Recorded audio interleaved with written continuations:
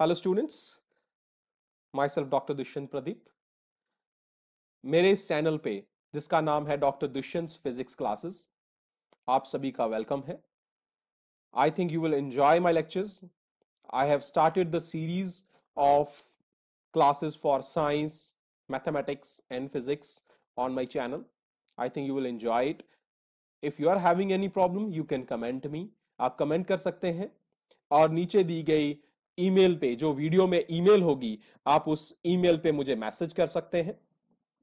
कोई भी इश्यू हो या कोई आप एक टॉपिक पढ़ना चाहें तो आप मुझे उसी समय आप कमेंट करें या कमेंट बॉक्स में डालें या मुझे मैसेज कर दें, ईमेल कर दें। मुझे उम्मीद है कि आपको ये लेक्चर्स पसंद आएंगे। ज्यादा से ज्यादा शेयर कीजिए इनको। ये सब्सक्राइब बटन जो है वो वीडियो के बिल्कुल नीचे है और उसके साथ ही एक बेल आइकन है, घंटी का बटन बना हुआ है। प्लीज क्लिक ऑन दैट, ताकि जैसे भी कोई भी नया लेक्चर आए वो लेक्चर आपको उसी समय नोटिफाई हो जाएगा। सो सब्सक्राइब कीजिए, शेयर कीजिए, ताकि ज्यादा से ज्यादा स्टूडेंट्स को इसका बेनिफिट हो जाए। सो thank you very much. Have a wonderful time ahead. Enjoy the lecture जो अभी आपके सामने आने वाला है आपकी क्लास का। Thank you. हाँ, हेलो स्टूडेंट्स, मेरा नाम डॉक्टर दुष्यंत है और आज हम पढ़ेंगे नंबर सिस्टम का अगले टॉपिक्स। कुछ नंबर सिस्टम के पिछले टॉपिक्स में हमने रियल नंबर्स और डिफरेंट टाइप्स ऑफ नंबर्स के बारे में पढ़ा था और एक एक्सरसाइज बेस्ड क्वेश्चंस कुछ सॉल्व किए थे। आज के इस लेक्चर में हम और थोड़ा सा आगे एक्सटेंड करेंगे इस लेक्चर को और हम स्टडी करेंगे जो इररेशनल नंबर्स और डेसिमल्स के बारे में पिछला पढ़ा है, उसको थोड़ा सा और एक्सप्लेन करके कुछ और एक्सरसाइजेस को सॉल्व करने की कोशिश करेंगे। ठीक है, चलिए आज का टॉपिक एक्सटेंड करते हैं। आज हम शुरू करते हैं इररेशनल नंबर्स से। चलिए, इररेशनल नंबर्स।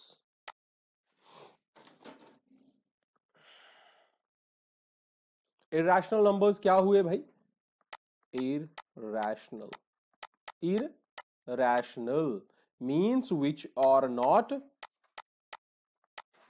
rational. जो रैशनल नहीं है वो हो गए आपके इररेशनल। अब पहले रिव्यू करें, रैशनल क्या थे? रैशनल थे वो नंबर्स जिन्हें हम P बाई Q की फॉर्म में ले सकते हैं। P और Q क्या थे? Real numbers, but Q was never supposed to be equal to 0. P कुछ भी हो सकता था बट Q कभी भी 0 नहीं होगा। सो P और Q दोनों आपके इंटीजर्स हैं, रियल नंबर्स हैं, बट Q की वैल्यू कभी भी 0 नहीं होगी। डन, ये आपकी बात आ गई। चलिए अब बात करते हैं कि भाई इररेशनल नंबर्स के बारे में कैसे शुरू किया हमने। मैंने आपको पिछली बार भी आपको बताया था कि इररेशनल नंबर्स जो हैं वो आपके कुछ एक्सेप्शंस हैं रैशनल नंबर्स में। तो इररेशनल नंबर्स को सबसे पहले एक्सप्लेन किया, डिस्कवर किया पाइथागोरस ने। पाइथागोरस जो ग्रीक के साइंटिस्ट थे, उन्होंने एक्सप्लेन किया आपके रियल नंबर्स की बेस्ड पे। उन्होंने कहा कि कुछ ऐसे भी हमारे पास नंबर्स हैं जो आपके रैशनल नंबर्स नहीं हैं बट वो एग्जिस्ट करते हैं। तब इसके बेस पे उन्होंने एक्सप्लेन किया। इसके बाद एक और इनके साथ मैथमेटिशियन थे, उनका नाम था हिपाकस, बट वो √2 का एक्सप्लेनेशन देने के बेस पे बट ज्यादा देर उनको वो एक्सप्लेन नहीं कर पाए, बट पाइथागोरस ने उसे रिलेटिवली एक्सप्लेन कर दिया था। सो इररेशनल नंबर्स की फॉर्म में अब हम देखते हैं कि पाइथागोरस ने इनके बेस पे कैसे एक्सप्लेन किया था। फिर मैंने आपको लास्ट लेक्चर में एक चीज बताई थी, नंबर लाइन। नंबर लाइन जो है, नंबर लाइन मोस्टली सभी के सभी रियल नंबर्स को एक्सप्लेन करती है। तो सारे के सारे रियल नंबर जो हैं उन्हें हम नंबर लाइन के ऊपर रिप्रेजेंट कर सकते हैं। Sir, real number is either rational, इसका मतलब है कि रियल नंबर जो है वो या तो रैशनल हो गए या इररेशनल हो गए, दो ही केसेस बन गए। Every point on a number line represents a unique real number. और जो आपके नंबर लाइंस पे पॉइंट्स हैं वो सारे के सारे यूनिक रियल नंबर्स हैं, या सारे पॉइंट्स रियल नंबर है या रियल नंबर सारे यूनिक पॉइंट्स हैं। दोनों एक दूसरे के साथ मिलती जुलती बात है। चलिए अब मैं आपको बेस करता हूं। पाइथागोरस की बात आई है तो पाइथागोरस के बारे में थोड़ा सा पढ़ लेते हैं, क्योंकि इररेशनल नंबर्स को देखिए हमने इंटीजर लाइन के बारे में लास्ट टाइम पढ़ा था, तो यहां पे तो बहुत आसान है। अगर 0 1 2 3 इन क्वेश्चंस को, इन टॉपिक्स को, इन वैल्यूज को अगर आपने नंबर लाइन के ऊपर रिप्रेजेंट करना है तो it is very easy. But if you have to represent something which is not rational, which cannot be put in the form of fraction or decimals, then it would be a bit difficult. तो इस case के लिए हम आसानी से use कर सकते हैं पाइथागोरस का कंसेप्ट। पाइथागोरस का कंसेप्ट आप सबने स्टडी भी किया हुआ है, मैं आपको उसे थोड़ा सा रिव्यू करवाता हूं। पाइथागोरस एक्सप्लेन करता है साइड्स को, किसको? साइड्स का रिलेशन, साइड्स ऑफ रिलेशन किसकी?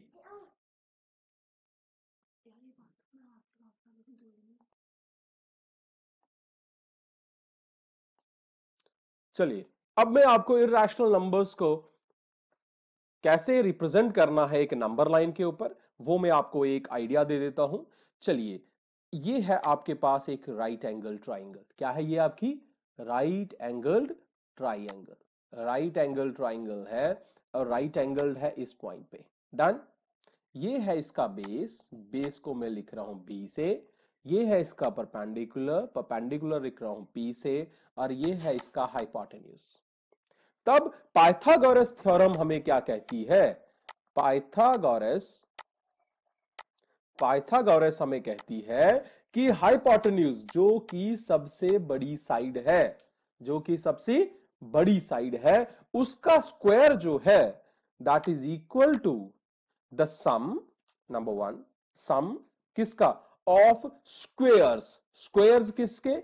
दूसरी दो साइड्स के। दूसरी दो साइड, एक तो है परपेंडिकुलर, दूसरी है बेस। तो हाइपोटेन्यूज का स्क्वायर जो है वो परपेंडिकुलर और बेस के स्क्वायर के बराबर है। डन। ये बात समझ आ गई? चलिए अब मैं इसी के बेस पे आपको रिप्रेजेंट करवाता हूं √2 को। किसको रिप्रेजेंट करवाता हूं? √2 को। चलिए आसान तरीका, अगर आपको √2 को रिप्रेजेंट करना है, किसको रिप्रेजेंट करना है? √2 को। तो पहले बात करते हैं 2 की। किसकी बात करते हैं? 2 की। चलिए यहीं से h किसके बराबर हो गया?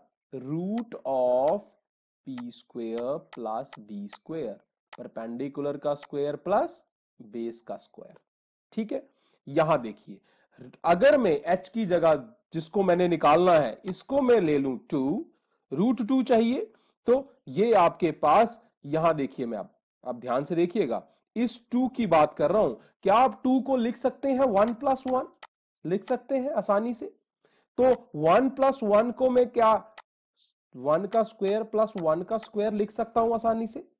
तो 2 को रिप्रेजेंट किसकी फॉर्म में कर दिया मैंने? 1 का स्क्वायर प्लस 1 का square, taking root both side, taking root both side. तो क्या मैंने √2 को रिप्रेजेंट कर दिया किसकी फॉर्म में? 1 का स्क्वायर प्लस का स्क्वायर। अब ध्यान से देखना, √2 मींस √2 की जगह क्या लिख दिया? 2 की जगह h plus, sorry, equal to √1² मतलब p का स्क्वायर प्लस 1 स्क्वायर मतलब b का स्क्वायर। ध्यान से देखिएगा, तो h2 किसको रिप्रेजेंट कर रहा है? √2 रिप्रेजेंट कर रहा है h को, इज इक्वल टू p का स्क्वायर प्लस b का स्क्वायर। ये बात समझ आ गई? तो √2 की जगह क्या आ गया? h किसकी जगह आ गया? h की जगह क्या आ गया? √2 आ गया। बेस b की जगह 1 आ गया, तो उसका स्क्वायर ले लिया हमने। इस तरह से आपके पास फॉर्मेशन बन गई। अब मैं आपको इसी के बेस पे अब आपको समझाता हूं कि अगर मुझे कोई रूट दिया जाए, जैसे एक रूट मुझे अगर आप दिया जाए √2 की वैल्यू जो आपने मुझे दी है, ये अब किसके बराबर हो गई?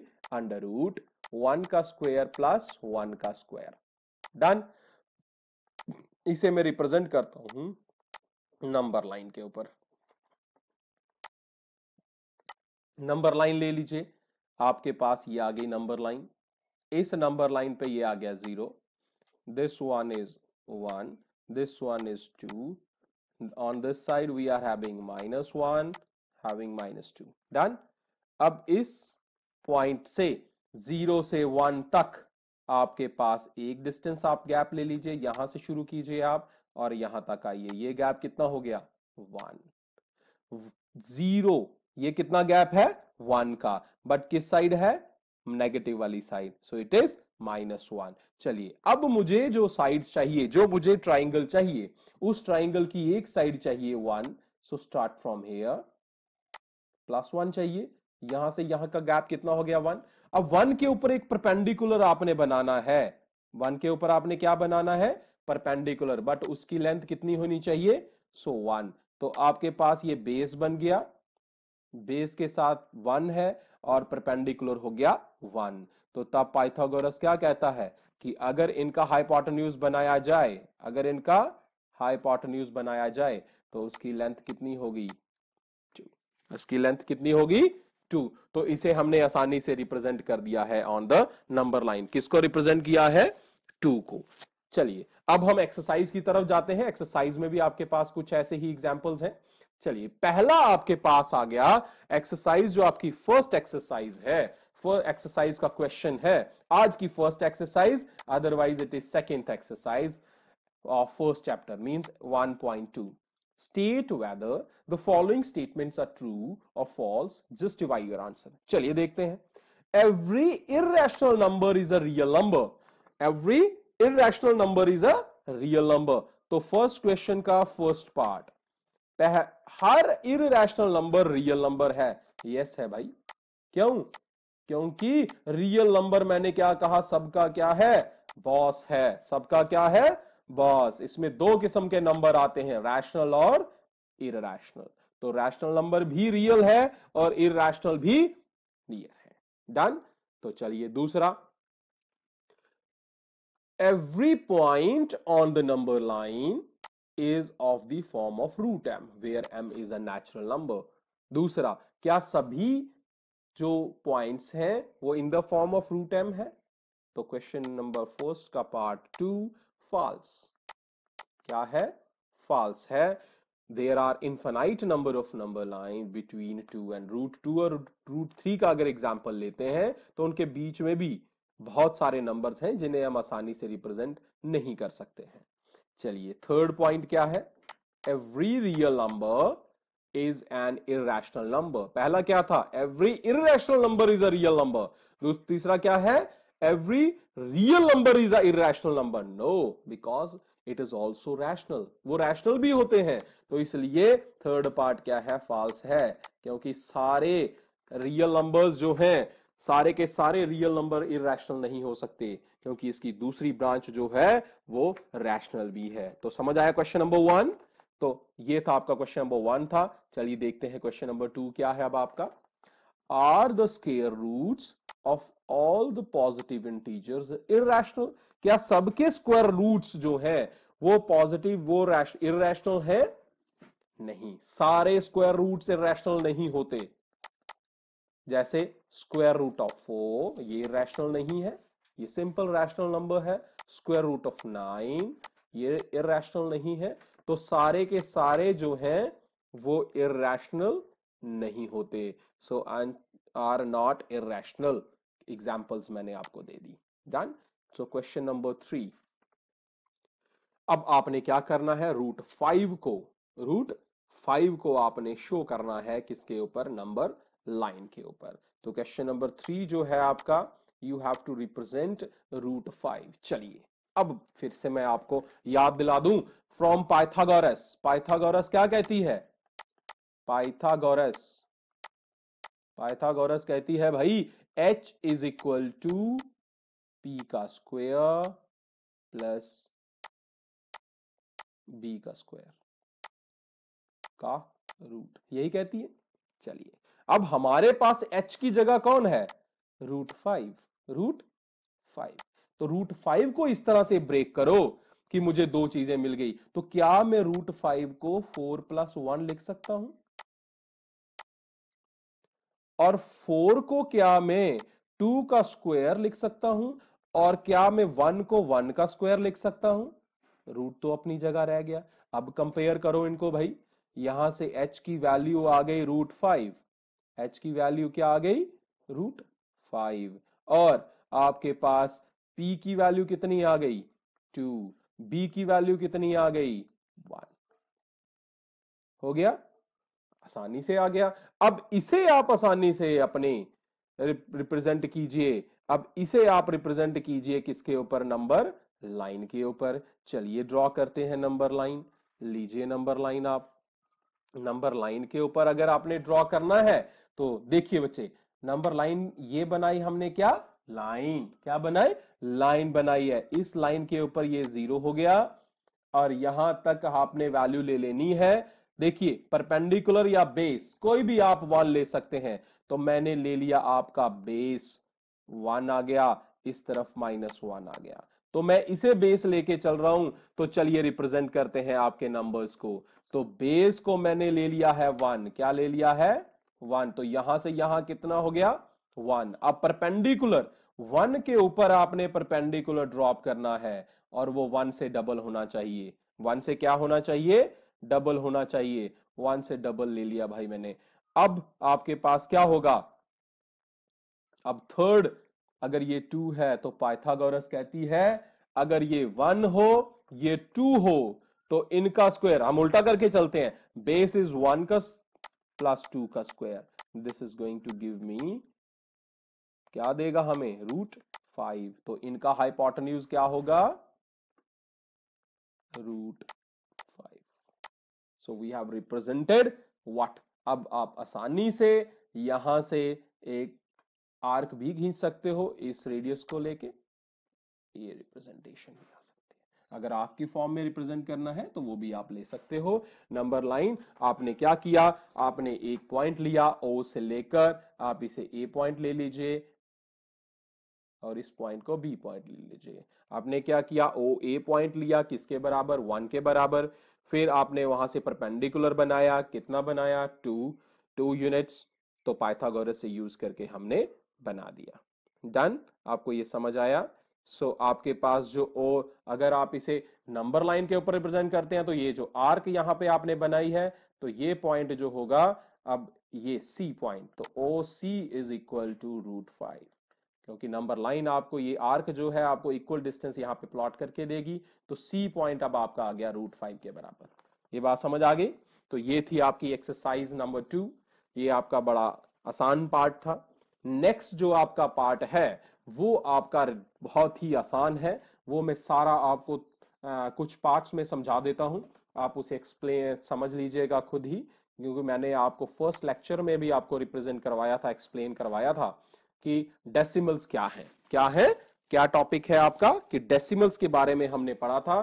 तो डेसिमल्स की जब बात आती है तो डेसिमल्स हम कहां से लेते हैं, डेसिमल सेक्शन जब हमारे पास तब आती है जब हम किसी भी रैशनल फ्रैक्शन को एक्सप्लेन करते हैं और उसे डेसिमल की फॉर्म में लाते हैं। जैसे अगर आपको मैं फॉर्मेशन देता हूं कि भाई डिवाइड कर लीजिए, अगर आप इसे, मैं बोलता हूं भाई डिवाइड 10/3, डिवाइड 10/3, 10/3 को डिवाइड करेंगे तो what we are going to get, 3.333 so on. Done. दूसरा, अगर आपको मैं 10/5 कहूं तो what we are going to get, हमारे पास आ जाएगा 2 आ जाएगा। तो इसी तरह से आपके पास है, जैसे आपके पास आ गया, अब मैं आपको डिवाइड करके देता हूं 7/8, 7/8 इज इक्वल टू आपके पास कितना आ गया 0.875। अब ध्यान रखिए ये है परफेक्ट डिवीजन, आपके पास डेसिमल नहीं बना, यहां पे आपके पास एक डेसिमल बना है और आपके पास क्या हुआ, टर्मिनेट हो गया है 875, 5 के बाद कुछ भी नहीं बचा, so it is a terminating decimal. यहां पे देखिए टर्मिनेट नहीं हुआ है, ये रिपीट हो रहा है और एक जैसा रिपीट हो रहा है, सेम है, so it is recurring non terminate. तो अगर रेकरिंग भी हो, सिमिलर भी हो, बट वो टर्मिनेट हो जाए तो उसे कहेंगे recurring but terminating. So recurring with terminating, खत्म हो जाए, रेकरिंग का मतलब है रिपीटेशन। तो नॉन टर्मिनेटिंग मतलब रेकरिंग है बट टर्मिनेट नहीं हो रहा है, खत्म नहीं हो रहा है, so that is the form. So आपके पास दो फॉर्म्स बन गई। एक, ये वो केसेस हैं जिनमें आपका रिमाइंडर जीरो नहीं आता है, रिमाइंडर जीरो नहीं आता है, तो यहां पे आपके पास रेकरिंग होती रहती है, नॉन टर्मिनेशन होती रहती है। अगर रिमाइंडर जीरो आ जाता है तो ये केसेस बन जाते हैं या ये केसेस बन जाते हैं। चलिए कुछ एक्सरसाइज करके देखते हैं, फिर हमें ये ज्यादा क्लियर हो जाएगा कि हमारे पास ऐसे केसेस कब कब आते हैं। चलिए एक्सरसाइज लेते हैं। Exercise is 1.3। आपका फर्स्ट क्वेश्चन जो है वो हम लेके चल रहे हैं, उसे हम देखते हैं कैसा आ रहा है हमारे पास। चलिए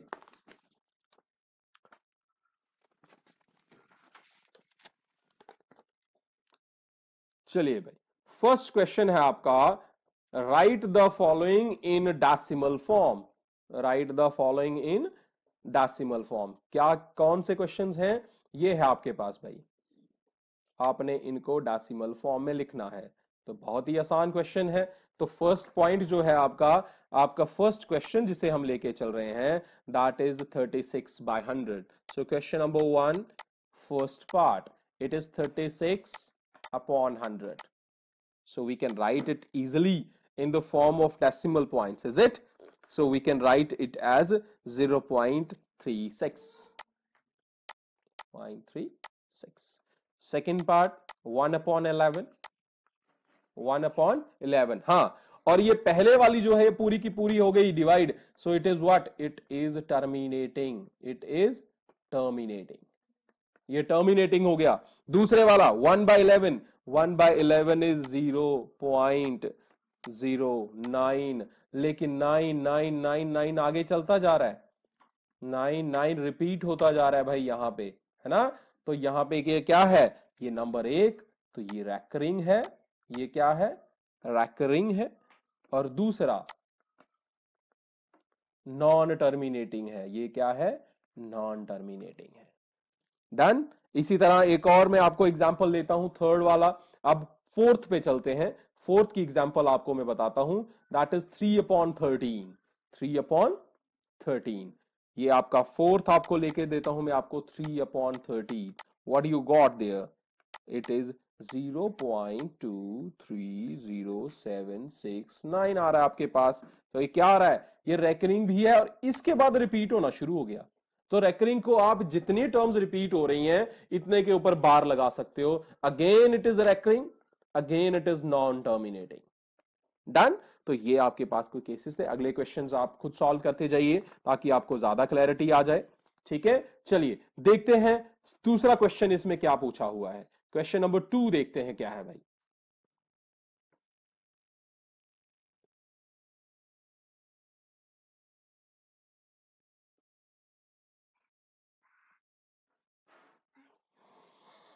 चलिए अब देखते हैं फिर से।